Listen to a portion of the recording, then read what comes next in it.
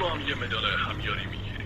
آی مامان دردم گرفت. آخه چرا اینقدر شما خشیدی؟ برای تحمل کردن این انچهره.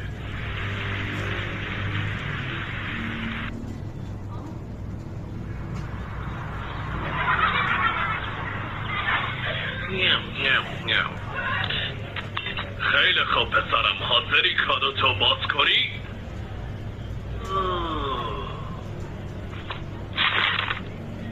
چی؟ این اسب مال خودته. پدر احمق، من ایکس میخواستم. نه زیاد تو نرو پسر جان، این فقط یه اسب نی، یه شیشه پادزهر داخل این اسبه. چی؟ پادزهر برای چی؟ خب پادزهر واسه زهری که توی کیک تولد تو ریخته بودم. درسته پسر جان، تو زهر خوردی. حالا باید انتخاب کنی، اسبو بکشی تا پادزهر رو به دست بیاری یا بی خیال کشتن اسب بشی و خودت بمیری. وقت داره میگذره پسر جان.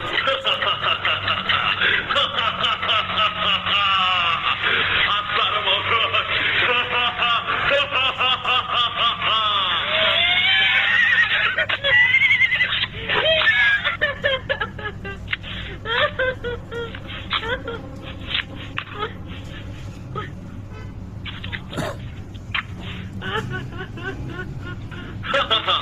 تولدت مبارک پسر جان.